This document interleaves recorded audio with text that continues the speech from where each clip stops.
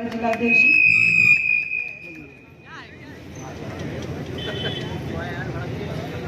करुणा के सागर तथागत गौतम बुद्ध को नमन करती हूँ। बोधिसत्व बाबा साहब डॉक्टर भीमराव अंबेडकर को शत शत नमन करती हूँ। बहुजन महानायक माननीय श्री कांशीराम साहब को शत शत नमन करती हूँ। इसके साथ ही साथ हमारे बहुजन समाज में जन्मे सभी संतों गुरुओं महापुरुषों को नमन।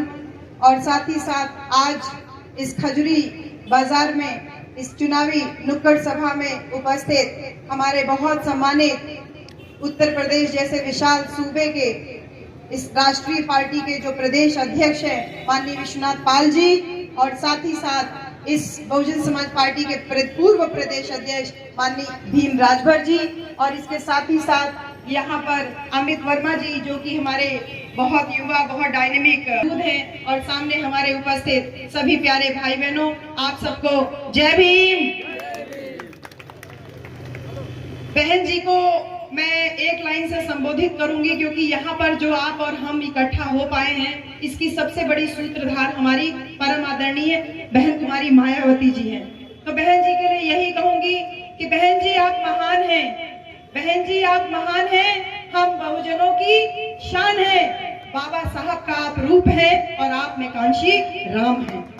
बहन कुमारी मायावती जी जिन्होंने इस उत्तर प्रदेश में तमाम पिछड़े शोषितों मजलूमों बहुजन समाज के लोगों को इकट्ठा करने का काम किया, वो दौर था बहन जी। ये बहुत एक औरतें, क्योंकि आप लोग बैठी हैं, थोड़ा आपसे ही कनेक्ट करूंगी कि कभी भी कोई भी औरत अगर घर की दहलीज पार करके कोई भी नया काम करने की कोशिश करती है तो सबसे पहले उसके घर के ही लोग उसके ऊपर उंगली उठाते हैं। हमारी भी शादी हुई थी तो हम इतना लंबा घूंघट किया करते थे, जब वो घूंघट हटा तो घर के ही आसपास के कुछ लोगों ने बोलना शुरू किया, लेकिन परिवार मजबूती के साथ खड़ा था कि तुम्हें इससे आगे काम करना है। तो घूंघट हटा तो तमाम संभावनाएं आगे बढ़ी, और वो संभावनाएं मैं आप लोगों में भी देखती हूँ बहन जी। जब आप खेत में इस समय धान काट रही हैं, धान की पिटाई कर रही हैं, धान जो है पीट रही हैं और उसके साथ ही साथ ओसार रही हैं, तो ये काम तो पुरुषों के थे ना, लेकिन औरतों ने दहलीज को लांघा, पुरुषों के साथ में कदम से कदम मिला करके आज चाहे खेत खलिहान का काम हो, चाहे घर परिवार का काम हो, या घर परिवार से आगे निकल करके राजनीति और देश को संभालने का काम हो, औरतों ने बखूबी निभाया। और इस काम को जब बहन कुमारी मायावती जी ने उस जमाने में शुरू किया होगा तो सोचिए कितनी मुश्किलों का सामना किया होगा। इसलिए मेरे तमाम नौजवान साथी जो आज तमाम भ्रामक बातों में फंस करके इधर उधर की बातें कर रहे हैं, और कल जिस प्रकार से हो हल्ला में सड़क पे देख रही थी, उन तमाम नौजवान बच्चों को ये जरूर बताना चाहूंगी कि मेरे बच्चों, बहन कुमारी मायावती जी के पास दो रास्ते थे, या तो वो कलेक्टर बन जाती और सिर्फ अपने परिवार तक सीमित रहती, और दूसरा रास्ता था कि अपने परिवार से, अपने व्यक्तिगत स्वार्थ से, अपनी व्यक्तिगत जो खूबसूरत दिखना एक औरत का, बहुत सभी औरतों का सपना होता है, उससे ऊपर उठ करके समाज को एक खूबसूरत आईना दिखाना, समाज को एक आगे विकास की ओर ले जाना, इतना बड़ा दृष्टिकोण लेकर के अपने पिता का घर जब उन्होंने छोड़ा तो उनके पिताजी ने उनके सामने दो चॉइस रखी, या तो तुम यहाँ घर में रह के कलेक्टर बनने की तैयारी करो, और या तो फिर तुम मेरा घर छोड़ दो। वो समय जब ये पता नहीं था कि घर की दहलीज लांघ रही हो तो बाहर कहीं पे रुकने की जगह होगी कि नहीं होगी, बहन कुमारी मायावती जी ने समाज का दामन थामा और अपने परिवार को छोड़ दिया, अपने पिता का घर छोड़ दिया, माननीय कांशीराम साहब के साथ में निकल पड़ी आपके और हमारे भाग्य का फैसला करें।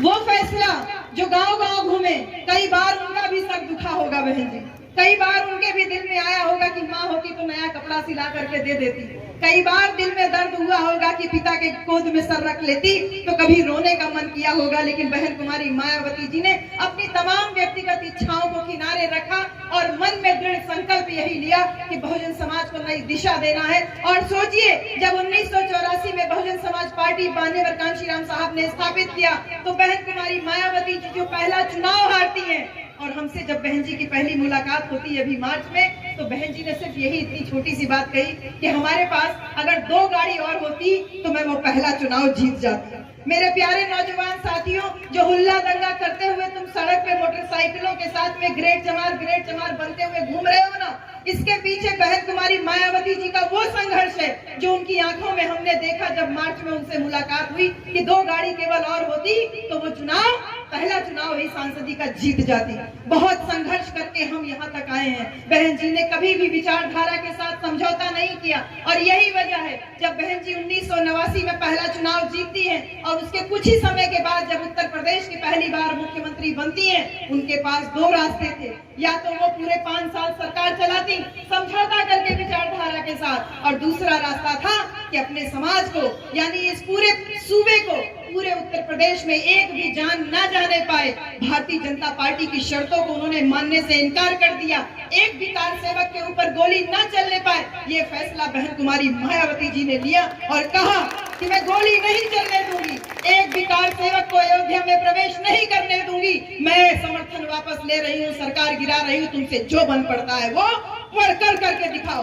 मेरे प्यारे बच्चों, हमने देखा है हमारे ही बीच में एक बच्चा निकल के नीला गमछा बांध करके अपनी एक सीट के लिए किसी की दहलीज पे जाके रोने का काम करता है, और बहन कुमारी मायावती जी मुख्यमंत्री होकर के मुख्यमंत्री की कुर्सी को ठोकर मारने का काम करती है, लेकिन विचारधारा के साथ समझौता नहीं करती है। तुमको तय करना है कि तुम्हें भीड़ का हिस्सा बनना है कि तुम्हें उस मजबूत, उसको ऐसे ही नहीं आयरन लेडी कहा जाता है, बहन कुमारी मायावती को ऐसे ही नहीं आयरन लेडी कहा जाता है। आज प्रधानमंत्री जी खुद कह रहे हैं, अरे एक रहेंगे तो सेफ रहेंगे। अरे डर बैठ गया है, डर बैठ गया है। इस विशाल जातियों में बटे हुए समाज को जब बहन कुमारी मायावती जी, माननीय कांशीराम साहब ने जब इकट्ठा किया तो इकट्ठा करके उत्तर प्रदेश में सरकार बनाई 4-4 दफा।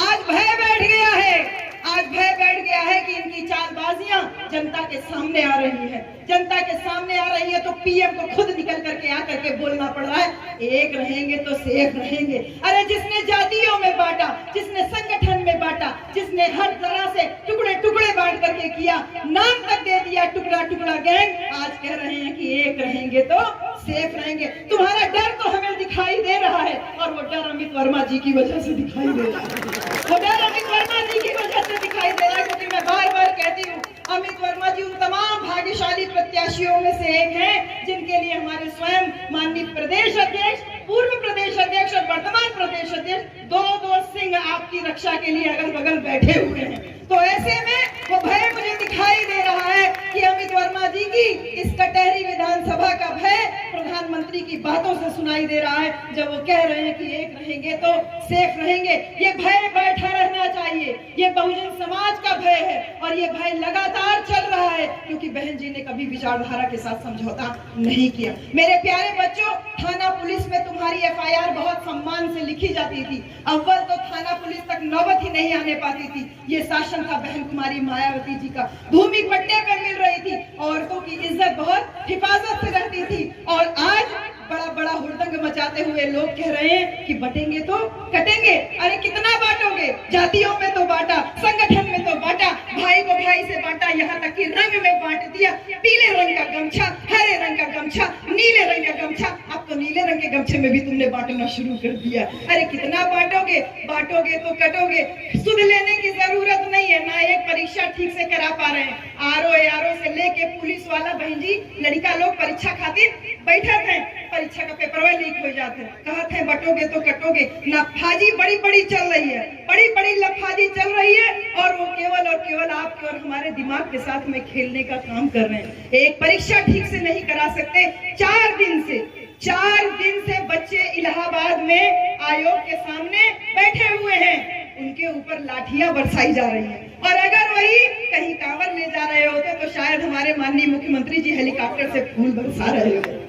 बच्चे रोजगार मांगेंगे तो तुम लाठियां भाजोगे, और रोजगार मांगेंगे तो लाठियां भाजोगे, और वैसे कोई धार्मिक आयोजन करेंगे तो तुम फूलों की वर्षा करोगे। मुख्यमंत्री जी को सुध लेने की फुर्सत ही नहीं है, वो महाराष्ट्र के चुनाव में बिजी हैं, और यहाँ पूरी कमान प्रशासन ने थाम के रखी है, और प्रशासन कह रहा है जुटोगे तो काटे जाओगे, यानी जुटोगे तो पीटे जाओगे। यानी जनता की भीड़ को, उन बच्चों की भीड़ को जो एकदम जायज डिमांड लेकर के पिछले 4 दिन से उत्तर प्रदेश लोक सेवा आयोग के सामने प्रदर्शन कर रही है, उसको कह रहे हैं कि जुटोगे तो पिटोगे, यानी तुमको पीटने का काम करेंगे। बच्चे समझ गए कि हमारे मुख्यमंत्री जी ने कहा कि बटोगे तो कटोगे, हम बटेंगे नहीं, हम इकट्ठा होकर के अपनी आवाज को बुलंद करेंगे। और जब उनका नारा उन्हीं के ऊपर लागू किया तो उन्होंने प्रशासनिक अधिकारी अधिकारियों को लगा करके लाठियां भिजवाने का काम कर रहे हैं। इसलिए मेरे सभी साथियों से, युवा नौजवान बच्चों से यही अपील है कि उनका भय हमको दिखाई दे रहा है। पीएम के शब्दों में, मुख्यमंत्री के शब्दों में, तमाम और नेताओं की वाणी में भय दिखाई दे रहा है। ये भय है बहन कुमारी मायावती जी का, क्योंकि वो अकेली ऐसी नेता है जो कभी भी समझौता नहीं की, तुम्हारे हमारी हिस्सेदारी की हमेशा बात की। शासन सत्ता किसको अच्छी नहीं लगती। पिछले 12 साल से बहन जी शासन सत्ता से बाहर हैं। उनके साथ के तमाम नेताओं ने अपने व्यक्तिगत स्वार्थ के लिए कभी किसी पार्टी का दामन थाम लिया। बहन जी के लिए कोई बड़ी बात नहीं थी, वो भी समझौता कर लेती, लेकिन नहीं, बहन जी सही दिशा दिखाने के लिए हमेशा समाज को आगे बढ़ाने के लिए काम कर रही है। और इसीलिए तमाम नैरेटिव हमारे ही बच्चों के माध्यम से सेट किया जा रहा है। कहा जा रहा है अरे हाथी बूढ़ा हो गया है, हाथी बैठ गया है, बहन जी बाहर नहीं निकल रही है। किसी के भ्रम में फंसने की जरूरत नहीं है। जवाब देने का टाइम आ गया है। जवाब देना सीख लीजिए, और जवाब ऐसे देना है कि बैठा हाथी खड़े हुए गधे से ज्यादा ऊंचा होता है। हाथी कभी कमजोर नहीं हो सकता। इस विशाल बहुजन समाज को माननीय कांशीराम साहब ने हाथी के जितना विशाल बनाया है, और इस विशाल बहुजन समाज को एक आवाज देने के लिए बहुजन समाज पार्टी का गठन किया था। वो बहुजन समाज पार्टी जिसमें एक मछली मारने वाले को, अरे एक मूस और खटमल मारने की दवा बेचने वाले की कितनी हैसियत होती। बहुत होता तो वो एक अपना पक्का मकान बना लेता। अरे एक झोला में मिर्चे बेचने वाले की कितनी हैसियत होती। बहुत होता तो 2 मंजिला मकान बना लेता। अरे झोले में गुटखा मसाला बेचने वाले की कितनी औकात होती। होता तो 2 बीघा जमीन खरीद लेता। इससे ज्यादा नहीं कर सकता था। अब पैर में घुंघरू बांध के नचनिया का काम करने वाले की बहुत हैसियत होती, तो अपना पर्सनल ऑर्केस्ट्रा खोल पाता। इससे ज्यादा हैसियत नहीं बना पाता। लेकिन धन्य है माननीय कांशीराम और बहन कुमारी मायावती जी, जिन्होंने कहा कि तुम अपने ये पेशे छोड़ो, मैं तुमको सम्मान देती हूँ। ये तमाम जो बहुजन जागृति जत्था का ये हिस्सा यहाँ बैठा हुआ है, इनको सम्मान देने का काम बहन कुमारी मायावती जी ने किया। और इन लोगों ने बहन जी के साथ में दगाबाजी की। न केवल बहन जी के साथ दगाबाजी की, बल्कि आप लोगों के साथ में भी दगाबाजी की। हम कटहरी विधानसभा में घूम रहे हैं। इन नेताओं को जिम्मेदारी दी कि अम्बेडकर नगर जिला बनाए, जाके विकास के काम करो। इन लोगों ने विकास का काम कुछ भी नहीं किया। हमें दिखाई दे रहा, ना तो सड़क दिखाई देती है, ना तो गांव में कहीं नाली बना हुआ दिखाई देता है। इन्होंने केवल अपना मकान बनाया, 2 मंजिला 4 मंजिला, और उसके बाद समाज के विकास के नाम पे मेरी बेटी को टिकट मिल जाए, मेरे बेटे को टिकट मिल जाए, और जब बेटा बेटी नालायक निकल जाए तो बूढ़ी पत्नी को टिकट मिल जाए। बस ये यहीं तक सीमित है। इसलिए मेरा आप सबसे यही अनुरोध है, आपको परिवर्तन करने का अवसर मिला है। बहन कुमारी मायावती जी ने एक नया नेतृत्व अम्बेडकर नगर में, इस कटहरी विधानसभा में अमित वर्मा जी के रूप में आपके और हमारे बीच में तैयार किया है। इसलिए मेरा आप सबसे यही अनुरोध है कि बहुजन समाज पार्टी जो कि एक राष्ट्रीय पार्टी है, और इस राष्ट्रीय पार्टी को जो लोग मानने से इनकार कर रहे हैं, सोच रहे हैं कि थोड़े मोड़े 2-4 नेताओं को निकाल करके इस संगठन को कमजोर कर देंगे, वो गलतफहमी में जी रहे हैं। क्योंकि अम्बेडकर नगर की न केवल कटहरी विधानसभा, बल्कि इसके साथ साथ मिर्जापुर की मझावा वाली सीट भी ये बहुजन समाज पार्टी जीत रही है, और पूरे दमखम से जीत रही है। और जनता को अपने ऊपर हुए जुल्म और अत्याचार, अपने ऊपर हुए झूठे वादों, अपने साथ हुए धोखेबाजी का बदला लेने का वक्त आ गया है। और ये बदला हम तीर तलवार गोली कट्टा बंदूक से नहीं लेंगे, ये बदला हम अपने वोट के द्वारा लेंगे। जनता हिसाब बराबर करती है लोकतंत्र में, अपने वोट से हिसाब बराबर करेंगे।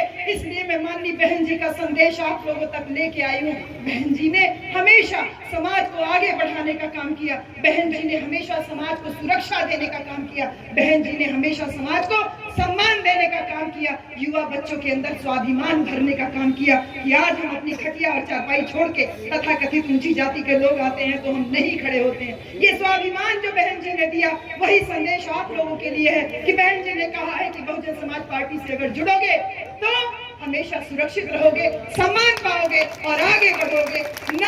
ना ये छात्रों के ऊपर लाठियां भाजी जाएंगी, ना बहन बेटियों की इज्जत आबरू के साथ खिलवाड़ होगा।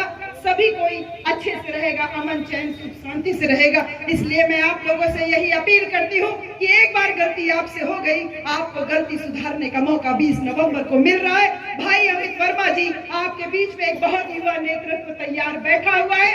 जनता बदलाव की तरफ बढ़ रही है और हम हम तो बीएचयू में प्रोफेसर है मेरे भाइयों, मुझे तो किसी चीज की कमी नहीं थी, लेकिन बहन कुमारी मायावती जी जब छोटे से थे तब तक उनको देखते थे और तब से यही इच्छा थी कि एक बार बहन जी का दर्शन हो जाता। और आज इस बात का बहुत गर्व है कि बहन कुमारी मायावती जी की जो जिम्मेदारी हमको मिली, उस जिम्मेदारी को हम आप लोगों तक आकर के शेयर कर पा रहे हैं और आप सबका पूरा सहयोग मिल रहा है।